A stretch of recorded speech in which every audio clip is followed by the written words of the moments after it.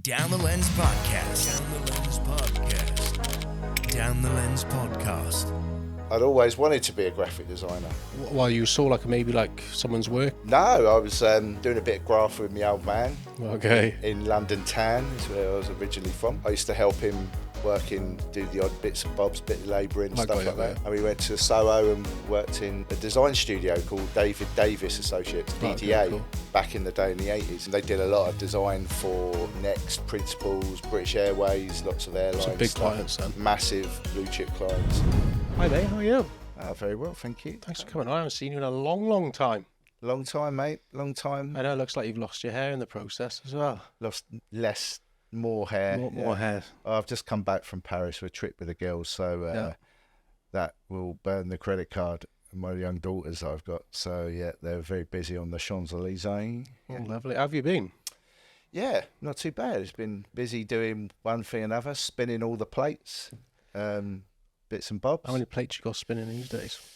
Oh, we've got acting, lecturing. Graphic design stuff? Graphic design is where my heart lies.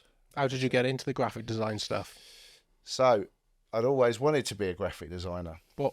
While you saw maybe someone's work and you were like, that's a bit of me? No, I was doing a bit of graph with my old man. Okay. In London town, is where I was originally from. I used to help him do the odd bits and bobs, bit of labouring, stuff like that. And we went to Soho and worked in a design studio called David Davis Associates, DDA, okay, cool. Back in the day in the 80s. They did a lot of design for Next, Principals, British Airways, lots of airlines. Some big clients then. Massive blue chip clients. So used to help out. Fancied, got to a Friday night. You get there on a Friday night, sort of working the weekend while all the guys who've been doing the designing have come home. Yeah. And there's a bit of a end of week drink up, shall we say. And you were straight on in the that. studio. Unfortunately, I was there working. But, okay.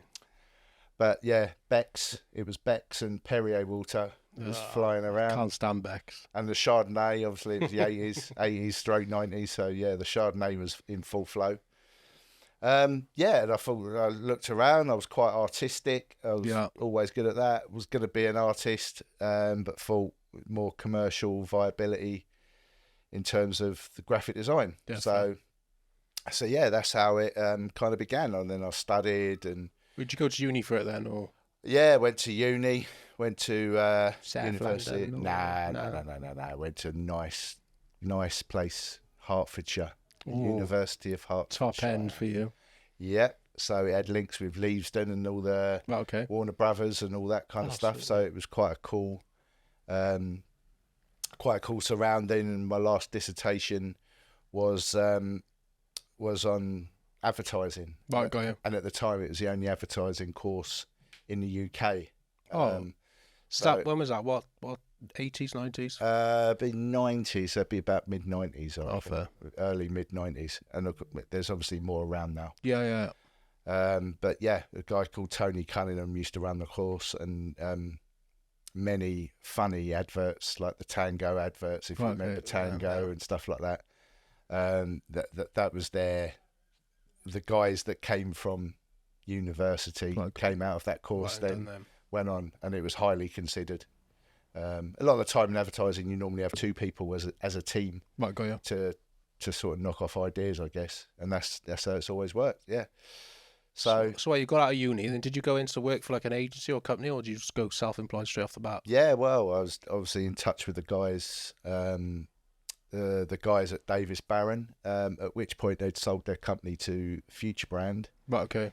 As it currently exists now, and they're probably one of the biggest global design companies in the world. So, sick. We started there. Was that in your 20s, was it? Yeah, so early 20s, and then went into, did all sorts of work around the business, learning more tech stuff, which these days is more commonplace, but just learning all the Adobe software and all that kind of stuff. So what was it back in the day? I guess computers were really big. They were starting to come around then, weren't they? But they weren't like what they're like now. Yeah, it was just the advent of the new IMAX. Right, okay. So that was the First ones I remember. Bondi.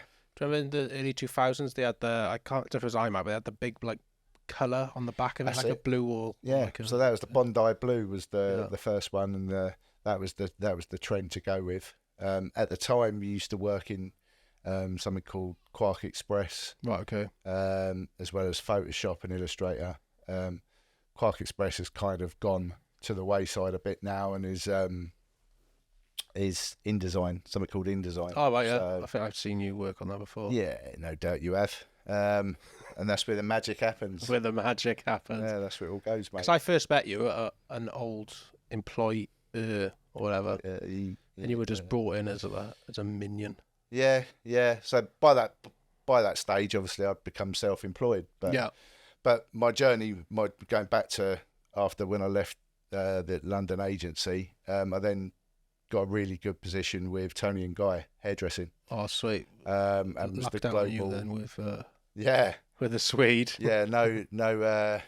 No free products for you. I used to get my hair cut in there. Actually, I Back in the day. I had a bit of a fin going on at the time. I had a bit of hair, which is probably why it's fallen out. Okay. Yeah, lots of product. Have you ever used Bedhead? No. So Bedhead that? was my origin. If you go into, it's now available in Boots and places like that. Most hairdressers sell TG products. So you were like a graphic designer for Toni and Guy then? Yeah, global. So then, after that, when things finished with that, I was working with Anthony Moscolo, who's the main head of Toni and Guy. Toni and Guy are both their surnames are Moscolo. So I'd worked together with him, drunk a lot of Guinness together, partied a lot together, and then it came to an end. And I went travelling to Australia and stuff like that. Lovely. And there's countless photos of me with my designs in Melbourne and Sydney and anywhere that. Oh, like up on the billboards or whatever. So what were you kind of designing for them, like marketing stuff, or it's their posters, their POS stuff. Yeah. A lot of their branding stuff as well. Then we did a massive conference at the Royal Albert Hall, which was really cool. It's one of the coolest places I've had my design work. It's on the top of your team kind of stuff. Yeah, it's great to see it up there on like a proud moment kind of thing. Yeah, that's what you want, isn't it?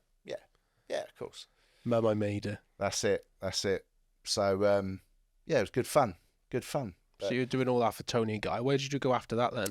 I went to this little design company that was quite local to where I lived in London. It was just easier. I was thinking about moving house, getting into slowing down, getting involved, and I was only 26. Oh, so you're ready for the slow life already? Off. Done. I thought it didn't work for me. You know, after I'd been to some, to Soho and in Clerkenwell and places like that, in the agencies. And then Toni and Guy, so it was always quite fresh, funky, and everything else. Wrong decision. Things happen. 6 months. I didn't enjoy it, or you just kind of didn't enjoy it. Didn't get on with it. Was it more fast paced at the Toni and Guy stuff, and this was like a relaxed kind of? Yeah, this was more relaxed vibe. If more money, which was the reason for going, but then there's obviously more. Things that you have to do and have different skills and everything else. So wasn't really ready to settle down anything, so I got my flip-flops on and buggered off to Thailand and went to Australia, and that's where I started sort of freelancing. And you started work over there then, did you? Yeah, I worked in Melbourne, did a couple of stints in Sydney, get a bit of work. I travelled after 9/11, so actually left travelling to go on 9/11. So obviously there was a bit of a dip and a bit of a recession around at that time. So after Christmas time, all the work kind of dried up a little bit. Right, so do what you do to survive. Work in a pub, work in a bar, do removals. And that was in Australia? Yeah. Well, I'm sure if you're doing that in Australia, it's better than doing it here in the UK. Oh, it's... Bondi Beach on the weekends. Yeah, well, that's where I actually worked. I worked in the Bondi Hotel, if for anyone that's ever been there. And yeah, it was good times. Good, And then you come back then. Did your visa kind of run out, or you just was like... Yeah. So I was out there for a year. Whilst I was out there, I met my now beautiful wife, who she's not Australian though, is she? No. She was travelling with her friend. Fair. Fate brought you together. Well, David Beckham brought us together. So get you over there for like a. Yeah, it was when the World Cup was on, so it was 2002, Japan, South Korea. David Beckham steps up, takes penalty against Argentina, 1-0, Bosh. Out celebrating, and she was in the way. So you had to make your presence known. Had to be done. So and then I came back and wasn't really settled, didn't know what I was going to do, and ended up coming to this fine nation. Yeah, be careful what you say. Of hills and sheep. And then you settled then in Cardiff. Yeah. So how long have you been based in Cardiff for? Nearly 20 years. 20 years. Over 20 years now, 21 years. And when you pretty much come back, you were self-employed kind of stuff. Yeah, well, I was looking in. Obviously, I've gone from London when there's lots of opportunities. Yeah, I can imagine. Perfect for that kind of thing. I had a few contacts in Cardiff. People had given me numbers and agencies and design companies to speak to. Yeah. So it was kind of transitional period, really. Didn't know what was going on. There was no real jobs around, so I started doing freelance, which obviously continues much today, but it was more in a self-employed basis. How do you find, like, not marketing yourself, but how do you find, like, getting your name out there and stuff like that? Is it just producing good work, or is it just, like, knowing people already in the industry? Yeah, I mean, I'm not someone to really cold call. Back in the day, I used to be a bit... imagine you being the type. I can talk, and I can have... So this podcast could go on for, like, 2 hours. Sorry, everyone, for that. But, I mean, I'm not scared to pick up the phone and speak to people. Yeah. And I was lucky to get into a couple of, probably the only agency and a couple of other smaller agencies in Cardiff. Yeah. So you went in like and just worked alongside them as like a freelancer, did you? Just like on their books. Yeah. So it came through. So it was anything from just pure artwork for print. And obviously, back in those days, there was a lot more print and digital stuff. Yeah. Whether it was artwork for producing adverts for the Daily Mail or stuff like that, to working on creative brochures or working up designs, new brands, etc. With Golly Slater, particularly in Cardiff. Was someone I had a relationship for a while. What I generally found when I go into work into places, it works really well for a year or two. Quite often win people business, and then it's kind of like, right, we're bigger now, so we can get like someone. An in-house designer. Which testament to how I am that I would offered it, but it's not really anything. And I think now 20 years on that I'm almost unemployable, if you like, or certainly I wouldn't want to work with someone because I'd just get bored of it, I think. But if I have a couple of days a week working somewhere's ideal for me and is good for... It's like in-house for another company, like if they need, more hands on deck kind of thing. That works perfectly for me. I mean, I did a good few years with the Royal Mint, so there was some big stuff. Where are they? They're like... Lantricent. Lantricent, it is Lantricent, yeah. Yeah, so I worked on a lot of, for the Royal Mint, all of the centenary, a lot of the First World War centenary stuff. So it was really quite interesting. And it's a good one to put on the CV. Yeah, it was good. Worked on a load of projects with them for the Great Fire of London. That was a good little project. Peter Rabbit. Oh, yeah, I thought 50p, it's on the 50p, isn't it? Yeah, they're still going strong now. They're still going strong. And what you helped create that, did you? They're still rinsing the Beatrix past stuff. Yeah, some of those coins sell for more than the actual coin itself. Yeah, well, I mean, content. And you helped create those coins, did you? Put the artwork together for packaging and brochures and information, posters. Got you. Because, of course, a lot of the design, Beatrix Potter is a classic kind of Victorian illustrations and stuff like that. So... it was working with a bigger agency who obviously had all those assets and stuff like that. So it was just a case of putting it together and getting colour themes going through and stuff like that. So So you're doing that for a bit. So as you're doing self-employed, then you kind of delved into the world of lecturing. Lecturing, yeah. Yeah. So unfortunately, people paid you to talk with a London accent as young students coming up through Wales. Yeah, which is great. You know, they love it. They love it, to be fair. All came about thanks to COVID. When everything shut down, it was lost work, and I was scratching around thinking, shit, what do I need to do something, you know. This is what we talk about with knowing people. Yeah, exactly, network and all that. Someone they'd started working through a marketing position at Cardiff Met University, and said, you'd be perfect for it. Would you? Do you need any like a degree or anything in teaching to be able to go and teach, or did you already have something like that? Did you just have the credentials and they were like, you can do that.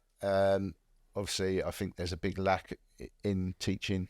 There's a big lack of qualifications that people want to do it from primary school to high school to lecture. You know, so I think there's a real struggle. But I think where I come in and aid and certainly add value to the university is the fact that I've worked in the industry. I've done the industry. You've got the actual experience, like being on the ground in the field. Yeah. Like maybe lectures actually might not even have, because they might have just learned it in secondary school, high school. Yeah. Done a degree in teaching and then decided then to go straight into it, and they don't have any actual experience. Yeah, totally. My mate, she, I won't say who she is, but she's not qualified to do it, but she's done her qualifications on the job because she wanted to get into it. And she's passed all of her marketing, I think CIM, marketing and all them sort of qualifications. So I kind of back her up with, I do it, well, initially because it was COVID, it was all online. So I think they needed the skills of people that could talk. I'd much rather learn from like you, for example, that have like worked in Toni and Guy, because then you just perk up a bit and be like, oh, sick, like this guy like actually has done stuff like. Well, that's what I do a lot of fashion marketing with Cardiff Met. Fashion centre. So I can talk about Coca-Cola. This is from Primark, I think. He didn't tell me I was on camera. Oh yeah, that's just you've got to get the visuals in there as well. Got me knobbly knees out. And all. So yeah, I mean it's working with fashion. Fashion people who talk about Toni and Guy. About a few, and like you said, I always start my first session of 12 lectures basically talking about me, which is great. I love talking about myself. But it's not so much a teaching thing, it's more about knowing personal experience, stuff like that, and like what you've learned in the field. Yeah. So, and it's like what football team you support, what rugby team, because that's an important part of learning, I think, is to understand what that person's been like. Yeah. If that that person's done this and done that and been a designer for 20 odd years, and particularly with the girls, if they use bedhead products, they're still using products that I designed the logo 25, 30 years ago. Do you find that mad? Yeah, it freaks me out a bit. When you think about how many years it is, when you think it's like 30 years now, 25, 30 years, it just blows your head a bit. But... And how do you find the lecturing side of things? Do you think it's like giving you that extra spur to maybe carry on with the graphic design stuff? Is it giving you like an alternative that you thought, I didn't think I'd be doing this, but actually I really enjoy actually teaching? Yeah, it's something that, whereas for 20, 25, 30 years of my life, I wanted to be a graphic designer from the age of 14. I'm now 48, so 30 odd years. I've always wanted to. I've been full on design. Yeah. With COVID and everything, that made me realise that there were other things out there that I actually quite enjoyed. But the graphics has allowed you to maybe explore a bit more. Yeah, and because obviously I've been relatively, I like to think I've been relatively successful. Yeah. And sort of given myself a good grounding and earned some good money and stuff doing what I've done. It enables me to do these other little side projects But they're good projects to do, I guess. Like they're good, yeah. I mean, it's all. If you've got the personality for it, which you have, I'm sure you're happy to get up in front of a lecture hall. It doesn't bother me. No. I mean, I'm not in a big lecture hall in front of 100 people, but I don't think that would faze me. No. Because when you know what you're talking about, Do you have to do all the marking and everything as well? Or is it you more of like a... Yeah, that's the only downside of it. taking home the work and marking. It's the only downside of it, you know, from how you get paid as a lecturer. So you come in as something called an associate lecturer. Right, okay. So they pay you an hourly wage for what you do. So I do a 2-hour seminar, but I get paid for 4 hours. Right, okay. So the rest of them 2 hours is half an hour per person to mark, which is how they work it out. So of course, when I finish doing the lecturing, Christmas comes, or particularly if it starts September to Christmas comes, I've got no more work with them, but I've got to mark all these. You got to mark all the things. Yeah, which can be a bit. How have you found it from when you first started off in like the 80s, 90s to like maybe teaching the kids now? What have you noticed, like the changes within the industry? Definitely technology. Yeah? Yeah, technology is massive. Bearing in mind, I would say... Is that more the programs people are using, or do you mean more like the artificial kind of stuff? And... Well, no, I think it's more accessible for people to have laptops now. Yeah. And albeit they all got to have Apple. I mean, it's an interesting thing. I've been with Apple right from the start. Yeah. My auntie was a printer. Right, and, old school like press printer kind of stuff. Yeah. Okay. So she was one of the first people I knew who had a Mac, and it's about this size, you know. But it was high tech in them days. I followed Apple through the bad times. Yeah. Steve Jobs was there, then he left and come back. So, you know, Apple have only been a small part of the market, and of course that all exploded once everyone decided they wanted to have the iPod, which then developed into the iPhone and then iPad. All that malarkey. Yeah. So nowadays, in a class of 20, 25 that I would teach, half would have Apple, have a PowerBook or Air, or and they don't know how to use it. Do you think it's still valuable for graphic designers to go to university and learn, or do you think they can still pick it up from the comfort of their own home? I think it's good to get a good grounding of where you're at. I mean, quite often a lot of my students say to me, they go, "Do you think it's worth studying? Yeah. Do you think it's worth doing going to university?" And like you've just asked there, yes, I do. If you're willing to learn. Yeah. But when I was going to university, it was almost what's the word? It was almost a privilege to be able to go to university. Yeah, because obviously you said there wasn't many courses around doing it. Yeah, and also like I said, it was more privileged. There wasn't as many around, but now it's almost a rite of passage where people just go to university because they can't be asked to get a full-time job yet. But we got to realise they're paying $9,000 a term or $9,000 That's just Wales. If you go other side of the bridge, $9,000 up. The dark side. The dark side. Yeah, you're talking like maybe four times. I mean, it's a business now. You've got to see it as that. It's not what it was 20 When you say it's more of a business now, what do you mean by that? Well, so it's you for a 3-year course you're paying $20,000 plus. Oh, right, you mean like the actual studying side of things is a business. Yeah. But do you think like the university can open up more doors to like go into like maybe like working for agencies around the the world? I think you need it. Is it good with the placement kind of side of things? Yeah, I think you need to get that education if that's where you want to go. Anyone for me that asks me when they're in their 3rd year at the university, what you're going to do, I'll say bugger off and go to London, to be fair. Because that's where the most work's going to come. Yeah, that's where all the clients are. Yeah. That's where you'll meet people from all walks of life. Yeah, that's true. And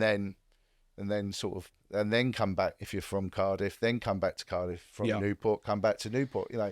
That I think that seems to me how it tends to go. You get people.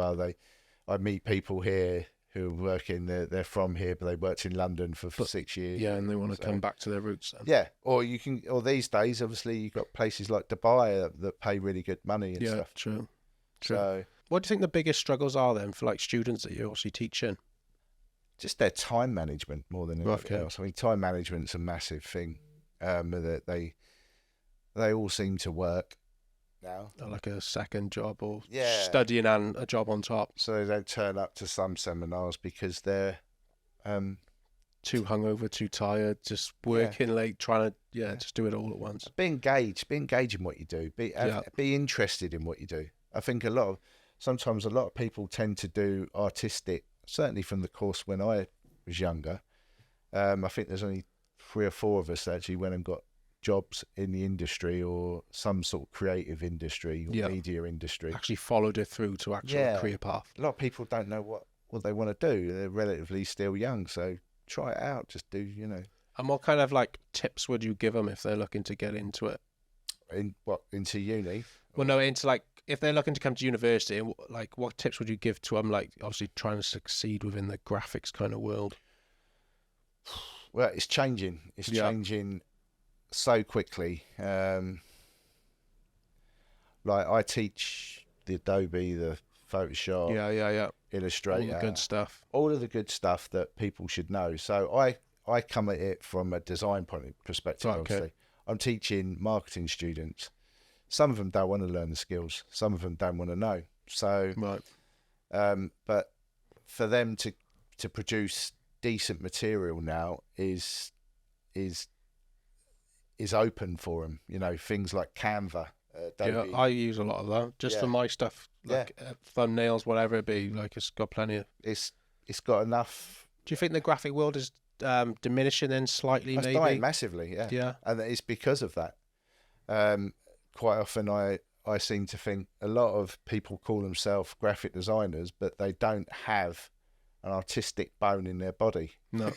They just know how to sit in front of a computer. Yeah, because what I found interesting when I was like, I can design a post and stuff. I'm not saying it's going to look anything like yours, but what I found quite interesting is there's simple things like knowing the dimensions and like having the guides set out for like the printers and stuff like that. Because obviously when I used to work alongside you, used to get stuff sent to the printers and stuff.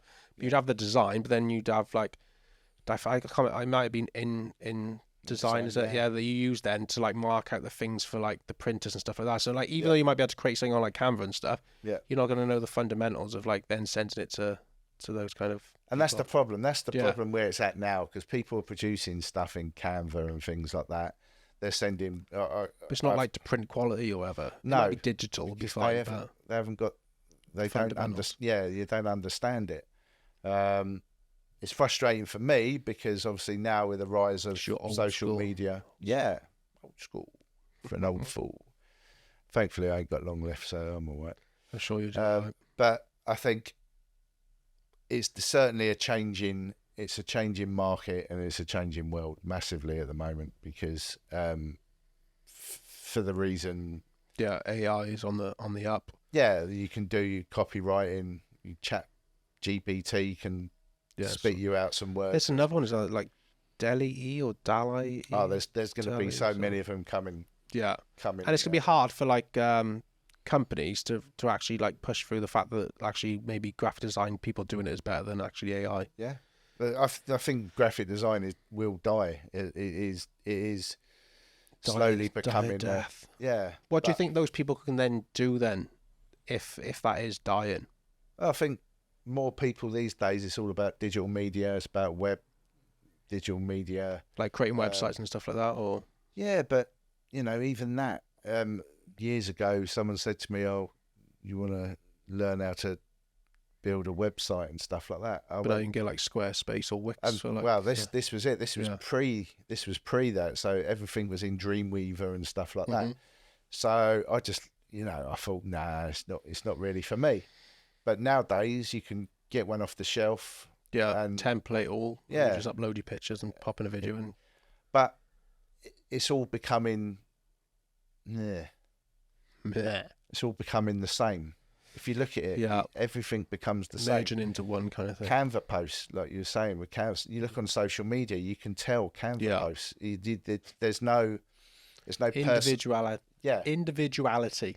No individuality and no personality to it. So that's the Canva stuff and the kind of graphic design stuff. But over recent years, well, after COVID, you've gone into the acting world as well, haven't you? Yeah, another little avenue, another string to the media bow. Yeah. How did you get into it? I just signed up a couple of agencies in Cardiff. Yeah, Cardiff way? in South Wales, southwest. Again, it's through recommendation. Someone said you've got a strong look. I'm 6'3", in case you can tell by this on this podcast here. But yeah, 6'3". Jason Statham, rough Jason Statham, Tyson Fury. You kind of get in the roles that I get. Yeah. So yeah, security guards, bouncers. So you got into it through an agency. What kind of roles have you had so far? Yeah, I've been drug dealer, prisoner. What is that acting or a general? Yeah, it's just living my best life. Yeah. Actually, CID and Steeltown Murders. I was on that. Recent productions, Wolf, Doctor Who have been on a couple of times. Yeah, because that's based in Cardiff, isn't it? Yeah, they film it a lot. It was based in South Cardiff. Wales. Yeah, and Bristol as well. So how do you find that compared to your obviously graphic design stuff? Is it like a new lease of life? Yeah, it gets me away from the computer. To be fair. Yeah. Yeah, it's good for my soul, good for my head. You go there, get some banging food. You know, You're just there for the food then. I'm there for the food. It's the only time I ever have dessert anywhere. Even if we go out for a meal, I never have dessert. But when I'm on set, I always have a sponge dessert with custard. Talk me through the process of them from like actually getting booked to go on a job all the way through. Yeah. What's the crack? So an example would be I'd get you'd sign up for a profile, put some pictures on, put some measurements, etc. Waist, chest, legs, height, them kind of things. Yeah. And then you get a request from the agency who think. So these agencies, have they got basically not clients but like production houses who like got the rights to run a film or like so they'll have casting agents and then they go to these agencies that you're technically registered to or booked on as a member, and then they put it out to you then, do they? They think, is it suitable? Obviously, I'm not going to have something suitable for someone who's 5'8". Yeah. A woman, for instance, a female, anything like that. So it goes to a certain pool that they think irrelevant. Obviously, it's always good to keep the agents sweet and have a laugh with them, as you just heard when I was on the phone just now. Because hopefully they'll remember you next time. So that's like anything in life, really. True. Any of my business, people know me. I like to be personable with people. Yeah. And you know that's again how I've grown my business and how I've done my work. So what's the process? Obviously, you get this little notification, say through like an app, and then what, do you have to go for like a fit-in and stuff like that, and then you get called back, or so they ask are you available on these days? Yeah.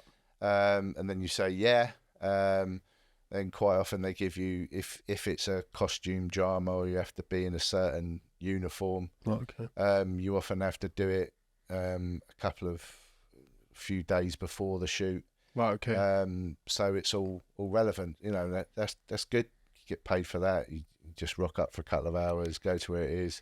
Take it easy. Yeah, get dressed up, get all ready for your shoot date. What's the funnest shoots you've been on?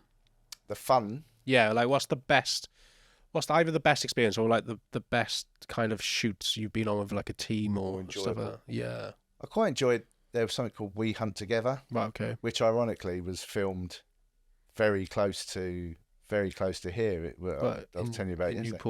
In Newport, yeah. It used to be the old Westgate hotel, and it was used as a nightclub, and I was Dave Coaches' bouncer. So I spent a lot of time with Stefan.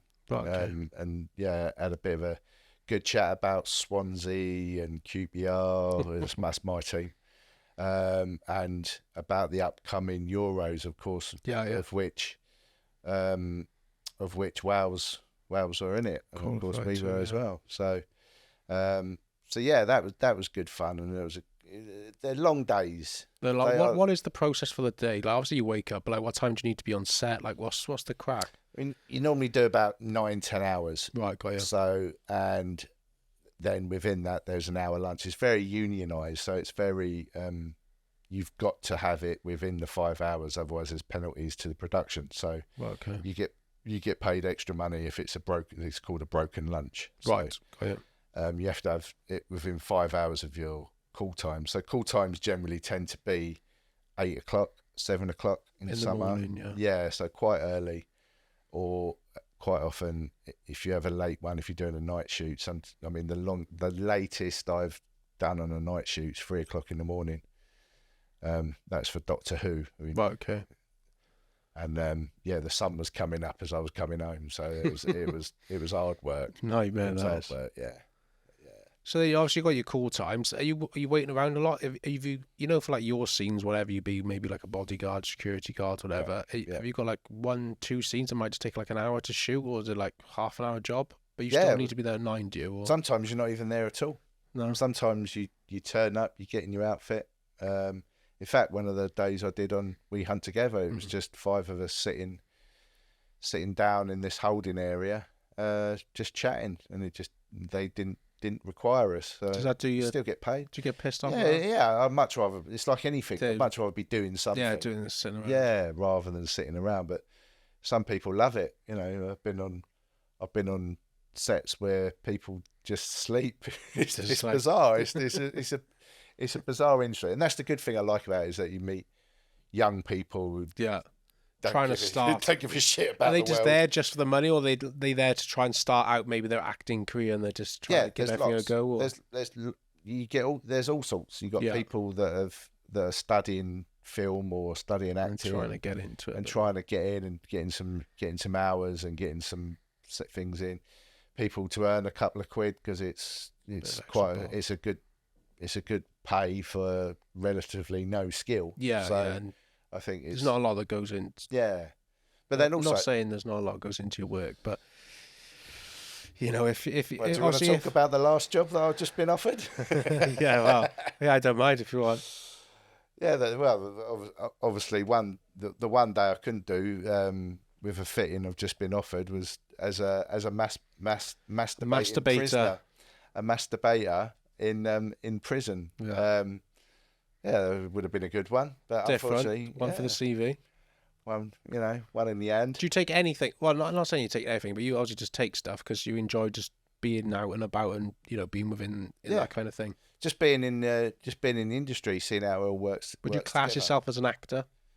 No, I say you do it as like a hobby almost. You just find it fun to like. It is. It's a paid hobby. Yeah, it is a paid hobby. I mean, if I've got a lot of design work on, I've been up at 5 in the morning to do a few hours work to send an email, to then get in the car and come to a call time at 11 o'clock and then work till 12 o'clock at night.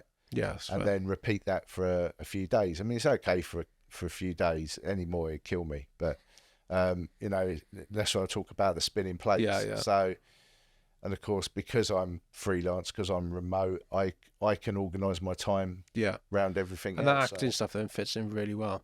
Yeah, there's no yes or no. There's no right or wrong. There's no bad feeling because you turn it down. At the end of the day, they're called supporting artists now, right, but okay. The old word was extras. Yeah, they're extras. Mm-hmm.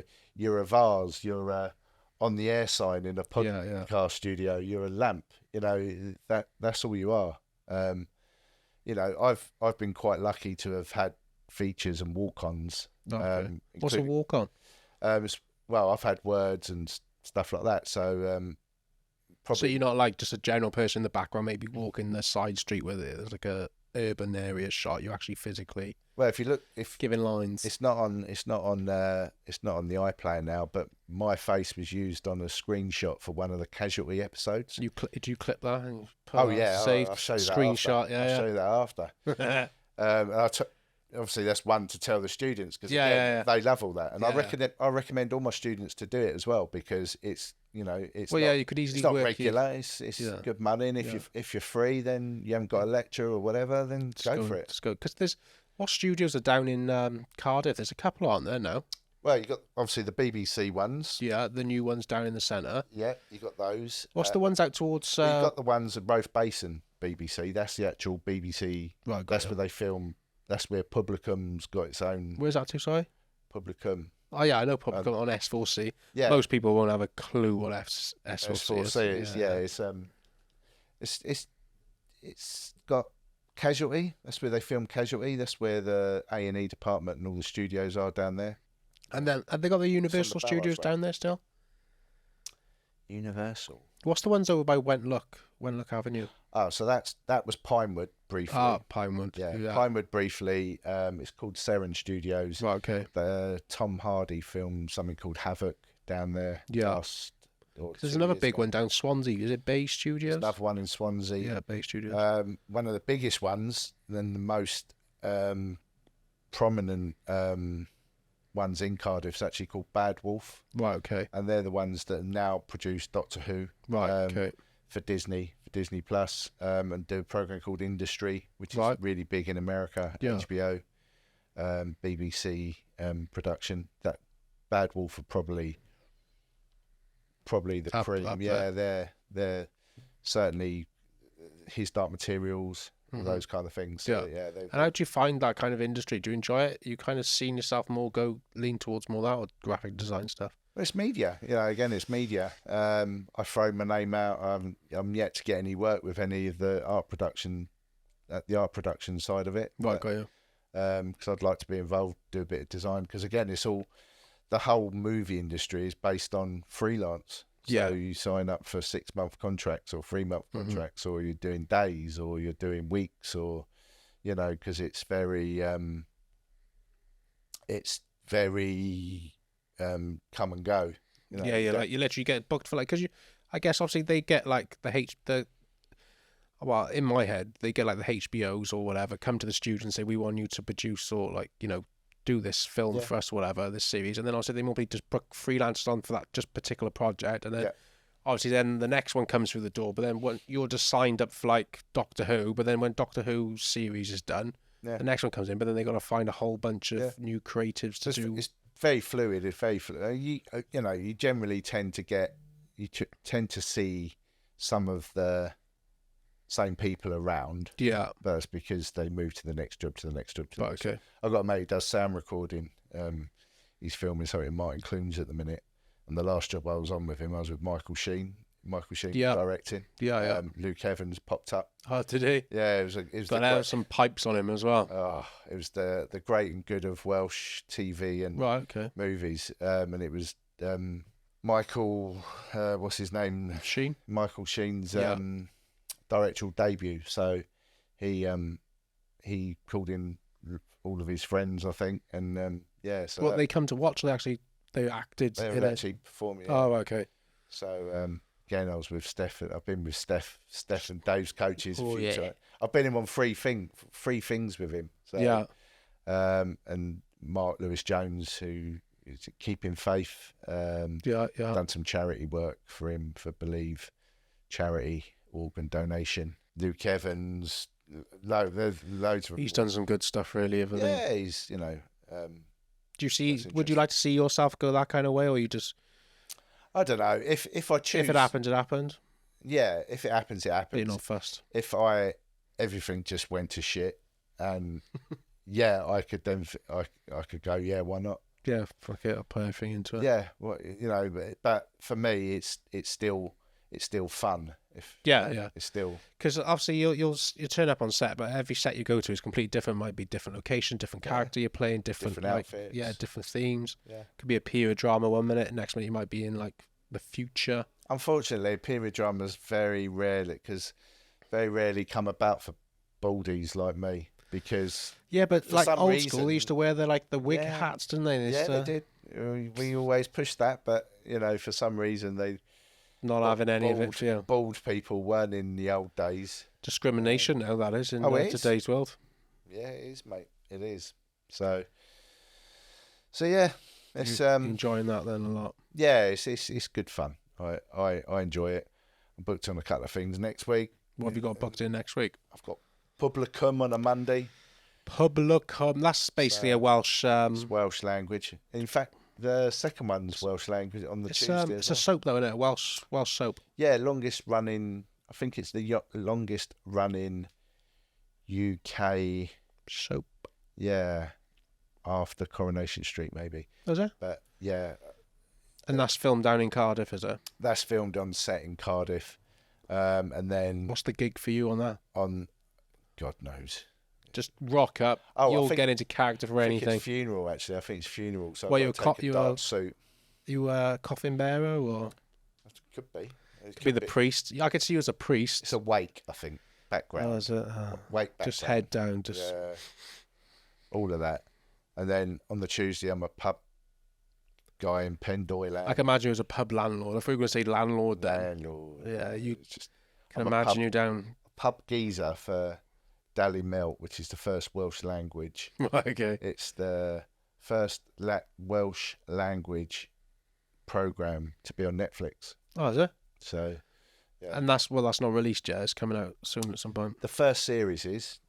This is Right, the okay. second series. Right, So good. I think they've stepped up a level in terms of funding. Obviously, they've got a second series. So. Yes, it's nice to know that, like, obviously South Wales. Obviously, you being London born and bred, but it is nice to know that, like, South Wales is producing some some actual good, not content, but, you know, proper top end film productions and stuff like that. Yeah, I think it's highly the creative industries are highly considered. Like Havoc was directed by Gareth Evans, Welsh boy, but he made his career doing the Indonesian. What's the does very violent martial arts stuff. Just The kinda Raid, Right, okay. He's directed the Raid 1 and 2. I think his wife's Indonesian, and it's an Indonesian production that he did, but it got him up there with the big boys. Like Yeah, because I Hollywood. read maybe like a couple of years ago, or 1 year ago, that like the Welsh film industry was worth something like 50 million, but they were looking to boost it even more because something after we left the EU, it opened up some doors, so things were cheaper here to like to use certain things. So like There's a lot of government funded. Welsh yeah, government funded, there's apparently there's a lot more films. What's that one with Brad Pitt and the plane lands in Cardiff Airport? Oh yeah. What's it like? Is it the zombie World one? War Z. Yeah. Yeah, but then They filmed the zombie scenes in Newport. Oh, did they? I But played a zombie. did you? Yeah, I've played a zombie. But a lot of it was from there. They started the Welsh film industry started to like come up a bit more because what did they film? Maybe like it was before COVID because they closed down one of the main high streets in Cardiff for like Newport Road. Yeah, it was Mark Wahlberg. Mark Wahlberg, and they like basically they brought in obviously American police cars, changed the traffic lights, closed down the whole street, one of the main streets in Cardiff. It was a New York police station. Yeah. They like changed all the shop front. They like blew the street up. Yeah, it's mad.